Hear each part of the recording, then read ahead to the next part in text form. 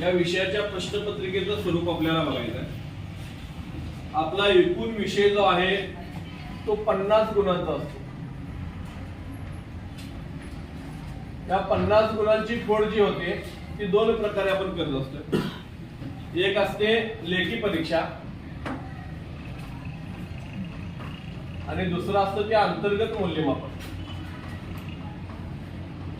त्यातली लेखी परीक्षा जी आहे ती एकूण 40 गुणांसाठी होते आणि अंतर्गत मूल्यमापन 10 गुणांसाठी असतं.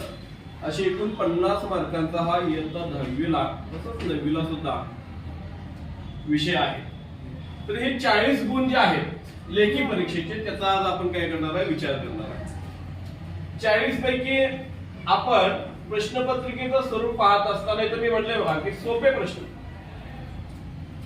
जे सहजरित्या आपल्याला सोडवता येऊ शकतात, म्हणजे ज्यांची उत्तर आपल्याला 1 सेंटेन्स मध्ये आपण पाठ करू शकतो सहजपणे आणि आपल्याला ते गुण देऊन जातात.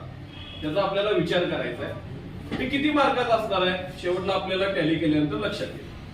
बघा प्रश्नपत्रिकेमध्ये पहिला जो प्रश्न असतो आपल्याला प्रश्न क्रमांक 1 अ. तो बोर्ड परीक्षेमध्ये विचारताना असं विचारतात की दिलेल्या पर्यायापैकी योग्य पर्याय निवडून विधाने पुन्हा लिहा.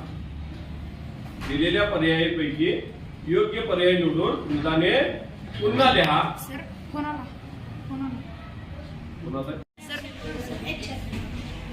प्रश्न पहिला अ. दिलेल्या पर्यायापैकी योग्य पर्याय निवडून विधाने पुन्हा लिहा. आपल्याला 4 पर्याय दिलेले असतात. त्या 4 मधला एक पर्याय आपल्याला निवडायचा असतो आणि विधान पूर्ण करायचं असतं आणि पुन्हा लिहायचं असतं. त्याला सोप्या भाषेमध्ये आपण तुम्ही म्हणू शकता की रिकाम्या जागा भरा. ठीक आहे.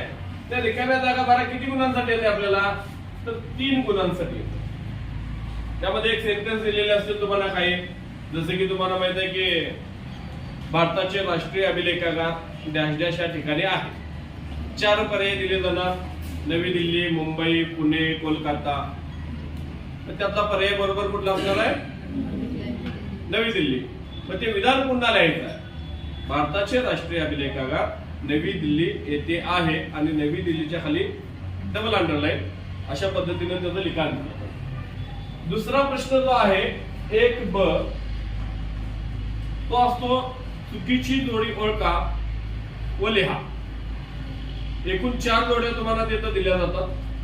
4 मधली एक जोडी चुकलेली असते, ती आपल्याला ओळखावी लागते आणि तिचं उत्तर आपल्याला लिहावं लागतं. ते सुद्धा 3 गुणांसाठी असलेलं आपल्याला बघायला लागतं. ठीक आहे. त्याच्यानंतर प्रश्न क्रमांक 2 अ. इथे काय येतो आपल्याला, तर तुम्हाला प्रामुख्याने त्याच्यामध्ये संकल्पना चित्र विचारलं जातं.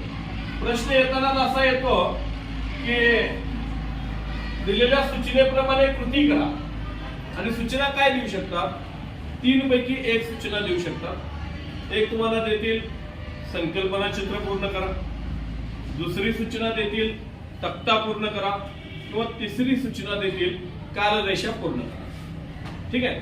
तर संकल्पना चित्र किंवा तक्ता जसा आपल्याला दिला असेल, समजा तिने असं गोल काढलेला आहे आणि याच्यामध्ये लिहिले असतील कोशाचे प्रकार किंवा कोश प्रकार,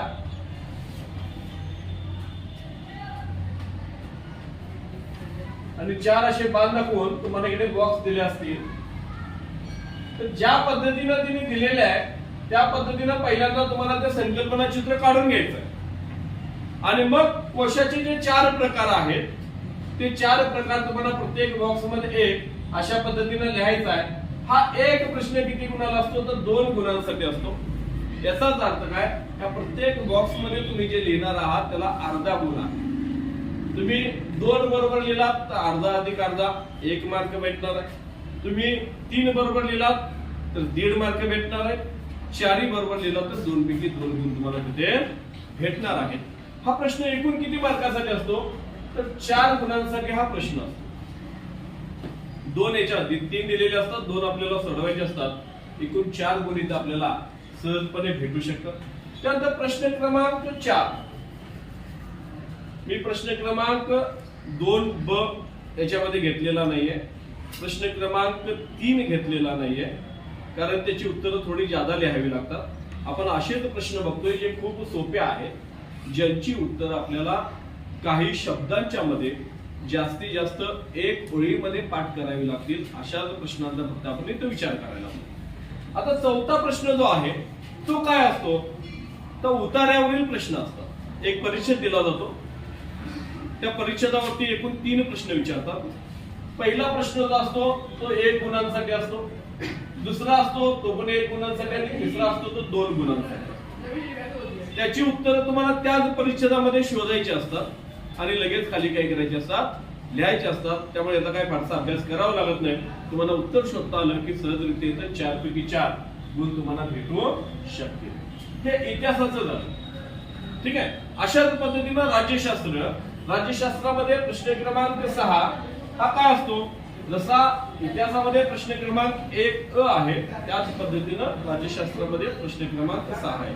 दिलेल्या पर्यायापैकी योग्य पर्याय निवडून विधाने पुन्हा लिहा, अर्थातच रिकाम्या जागा भरा. तो राज्यशास्त्रामध्ये 2 गुणांसाठी असतो. त्यानंतर प्रश्न क्रमांक 7 काय आहे, पुढील विधाने चूक की बरोबर ते सहकारण स्पष्ट करा. एकूण 4 गुणांसाठी हा प्रश्न येतो. मात्र आपल्याला फक्त एका ओळीचाच विचार करायचा उत्तर पाठ करण्याच्या दृष्टीने. त्यामुळे त्या चुकी बरोबर मध्ये काय असतं की जे तुम्ही चूक बरोबर लिहिणार आहात त्याला 1 गुण असतो, आणि त्याचं कारण लिहिणार आहात त्याला 1 गुण असतो. मग समजा पहिला प्रश्न आहे आणि त्याचं जर का उत्तर बरोबर असेल, तुम्ही लिहिला हे विधान बरोबर आहे, तर हे बरोबर लिहिता त्याला 1 गुण असतो,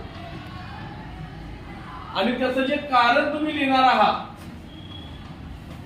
त्या कारणाला तुम्हाला 1 गुण असतो. मग कारण लिहित असताना तुम्हाला 1 मुद्दा 2 मुद्दा असे मुद्द्यात लिहावे लागणार, ते थोडं पाठ करावं लागणार. तर कारणांचा मार्ग आपण इथे घेत नाहीये, फक्त चूक बरोबर जे लिहिणार आहात त्याचा 1 गुण पकडला गेला इथं. फक्त असे एकूण 2 तुम्हाला सोडवायचे असतात. 1 अधिक 1 2 गुण जर तुम्हाला इथं सहजरित्या चूक बरोबर फक्त लिहिल्यानंतर पडू शकतात. त्याच्यानंतर पुढचा प्रश्न आहे तो 8ब. 8ब मध्ये काय आहे, संकल्पना चित्र. जे इतिहासामध्ये होतं त्याच पद्धतीनं राज्यशास्त्रामध्ये असणार. कोणतंही एक संकल्पना चित्र तुम्हाला तिथं पूर्ण करायचं असतं. 2 गुणांसाठी तो प्रश्न असतो. आता याची थोडीशी बेरीज करूया आपण. बघा 3 अधिक 3 किती, 6. 6 अधिक 4 10. 10 अधिक 4 14 अधिक 2 16 अधिक 2 18. 18 अधिक 2 एकूण किती गुण झाले आपले, 20 गुण झाले. पेपर लेखी परीक्षेचा किती गुणांचा होता, 40.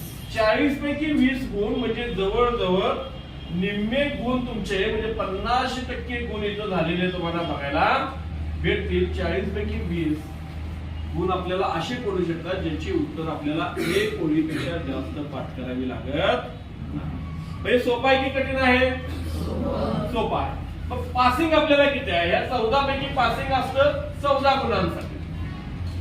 मी तुम्हाला असे प्रश्न काढून दिले ज्याची उत्तर 1 ओळीपेक्षा जास्त पाठ करायची नाही. ते आहेत 20 गुणांना.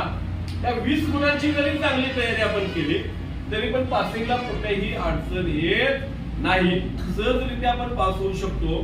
त्याच्याही पुढे जाऊन मी सांगतो, ज्यांना पैकीच्या पैकी मार्क घ्यायचे, 40 पैकी 40 गुण घ्यायचे, त्यांचेही गुण जाण्याची शक्यता या प्रश्नांच्या मध्ये जास्त असते. कारण इथं रिकामी जागा एखादी चुकली, एक रिकामी जागा चुकली म्हणजे 1 गुण तुमचा तिथे गेला. एक चुकीची जोडी चुकली म्हणजे 1 गुण तुमचा तिथे गेला. तिथे गुण जाण्याची शक्यता पण आउट ऑफ ज्यांना मार्क घ्यायचे त्यांची दाट शक्यता येत असते. त्यामुळे त्यांनी सुद्धा या प्रश्नांच्याकडे तितकंच गांभीर्याने पाहिलं पाहिजे. आणि ज्यांना सहजरित्या पास व्हायचं आहे त्यांना सुद्धा या प्रश्नांची फक्त त्यांनी चांगली तयारी केली तरी सुद्धा ते सहजरित्या 20 गुण घेऊन इथे पास होऊ शकतात. ठीक आहे.